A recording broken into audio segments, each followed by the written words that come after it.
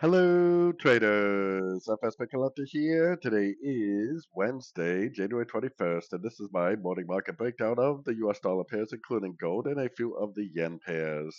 So, anyways, we had a very strong push down on the dollar index, and if I was looking at this time frame, and I still think this is a very likely possibility, I would first say that this up here is the end of a pullback, and I would say this is a 1, this is a 2, and we are potentially starting a wave 3 to the downside.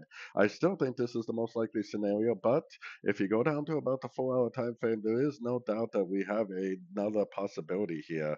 Now, I try to keep an eye out for these flat patterns because they are all over the place. This is very clearly 5 ways up right here, ending from here to here. Then we have impulsive down breaker structure. That does look like a wave A. This does look like a possible 3 waves up for an A, B, C of B with a higher high, which, by the way, this higher high is at the perfect Fibonacci level for an expanding flat. And then 1, 2, 3, 4, and we perhaps will go down again for a wave 5. If it goes down again for a wave 5, then turns back up, then gives us a breaker structure, that is the picture of an expanding flat. And if it is an expanding flat, it will keep on trending up. So if we see this picture right here, we definitely want to go back to being bullish the dollar. If we don't see that picture, but instead it does something like this, and that makes another impulsive down, we definitely want to go short because my daily time frame is telling me that we perhaps are in a wave 3 to the downside. And if that is the case, then it will not, do that double bottom breaker structure that 3, 4, 5 say, but instead it'll just keep on trending down. So definitely keep that impossibility in mind because that will apply to every single one of these dollar pairs except for gold because gold doesn't really care what the dollar does. So moving on to the euro dollar, going back up to the 4 hour time frame, big impulsive move to the upside. Based on my US dollar analysis, this is either going to keep on trending up like this, making higher highs, higher lows, which I am definitely looking for longs on sort of time frames, or this is perhaps going to give us a breaker structure on sort of time frames, and then we're going to end up continuing down like that. I'm kind of hoping to see this possibility, to be honest with you. So going down to the 1 hour time frame. So we definitely don't have any proof that it's going down yet. This little break to the downside on the 1 hour definitely doesn't prove anything to me except for this wave right here is complete. So this move down we're currently getting could be a pullback to this wave. So if we do get a nice, solid engulfing move to the upside at any one of these fib levels, I definitely would take it as a long. Kind of looks like a 1, 2, 3, 4, and wave 5. If you don't get that, nice engulfing up at a Fibonacci level or with a breaker structure, then if you're a very short time frame trader, you could just continue to look for shorts because, like I said, based on the dollar analysis, there is a chance that this does just keep on going down. So, based on that dollar analysis, is what I'm going to be looking for on every single one of these dollar pairs themselves.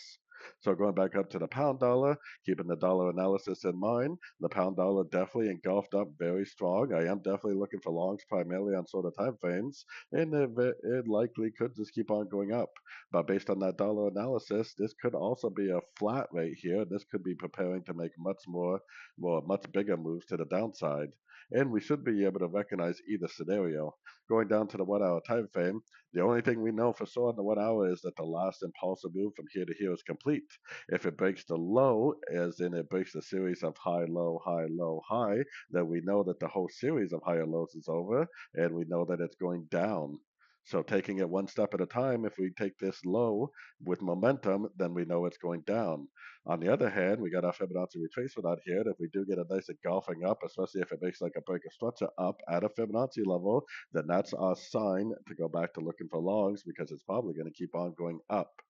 So, anyways, moving on to the Aussie dollar. Aussie dollar, like I've been saying, is quite a bit different just because the Aussie dollar never did break structure down. The Aussie dollar is in an uptrend on the weekly, daily, and perhaps even the monthly.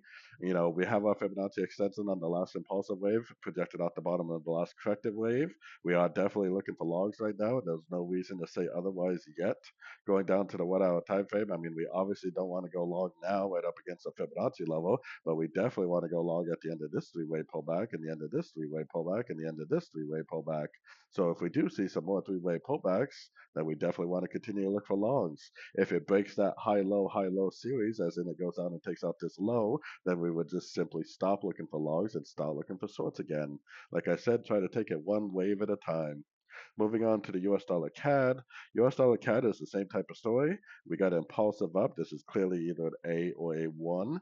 I still think this looks like a possible expanding flat on the sort of time frames for either a 2 or a B. I don't really care whether it's an A or a 1 or a 2 or a B. We would trade exactly the same for either scenario. The next move would be a Fibonacci bounce, move to the upside for either a C, which would look like this, and then reverse back down for like an A, B, C, or B, or it would be a wave 3, which would not break down, but instead just making higher highs, higher lows.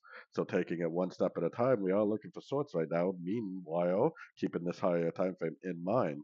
Going down to the 1 hour time frame, the only thing I know for sure right now is that the wave from here to here is complete. This move up could be a pullback to this move down. Put your Fibonacci retracement on there and look for a reversal to the downside at a Fibonacci level. If it does do that, then look for more sorts. On the other hand, if it does decide to go up and give us a break to the upside, which is right here, then we would know that this move down is over.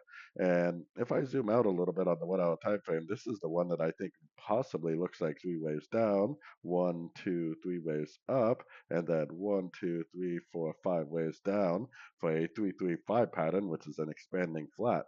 A lot of people do like to draw lines on there, kind of like an expanding triangle, and then up it goes. So definitely keep an eye out for that, especially if it makes like a double bottom and a break to the upside. It might just keep on trending up.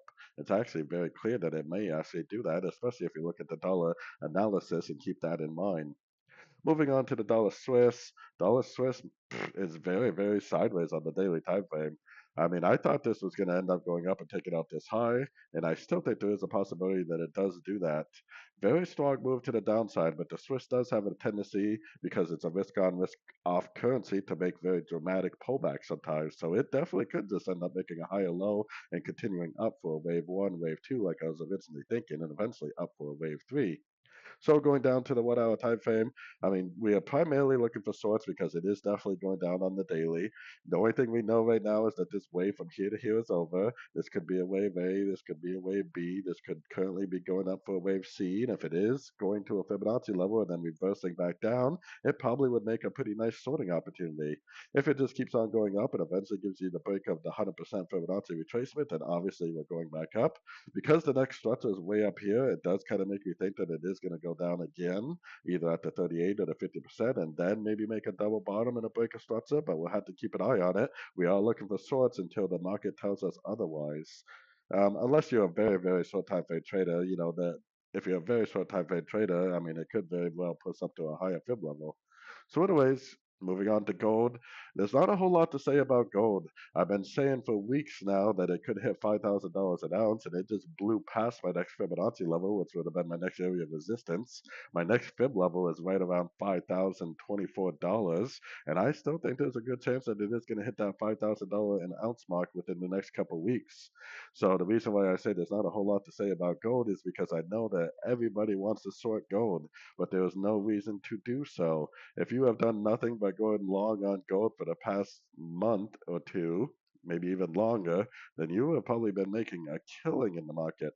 If you've been on these sort of time frames trying to go short every time you think it's going down, then you've probably been losing a lot of money. Right now, the only thing I really know is that the wave from here to here could be over. This could just make another little three-way pullback, and it could just keep on trending up. Like I said, my next big area of resistance on the higher time frame is right around $5,000 an ounce, which is why for the last several weeks, every single day I come on here and say gold is likely going to hit $5,000 an ounce at some point, and I still believe that. So, anyways, moving on from gold, going to the yen pairs, the US dollar yen.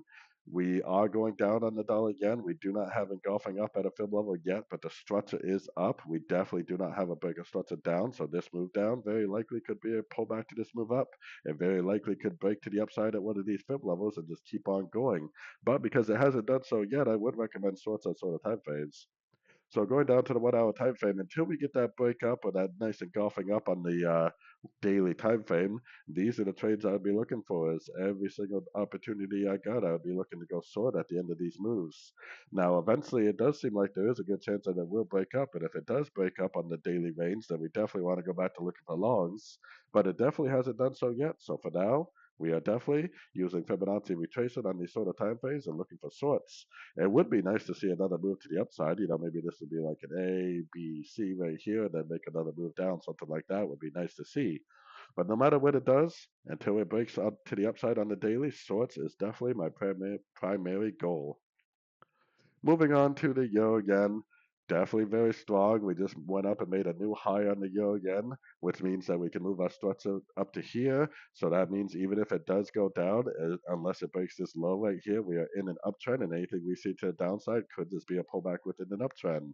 So we are definitely within an uptrend until the market tells us otherwise on these much higher time frames.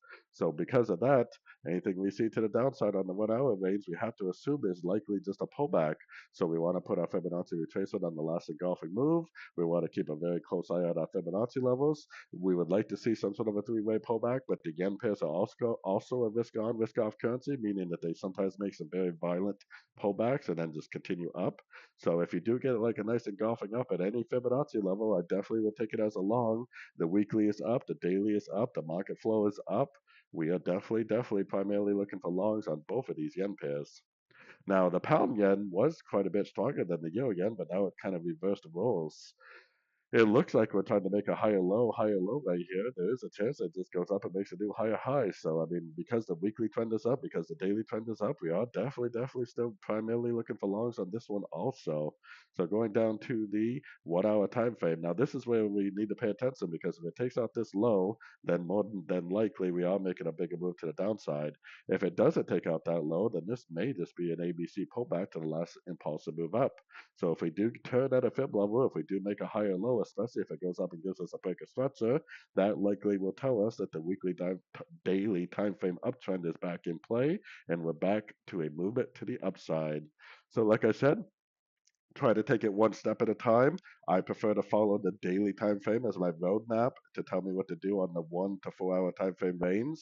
I don't personally trade really below the 1 hour time frame, but this analysis could apply to the 30-minute to 15-minute time frame also. So, anyways, don't forget to check out my website, fxpipcollector.com, if you want to be part of a great trading community on Discord and you want to follow along with all my swing trades. So, anyways, thank you for watching and happy trading as always.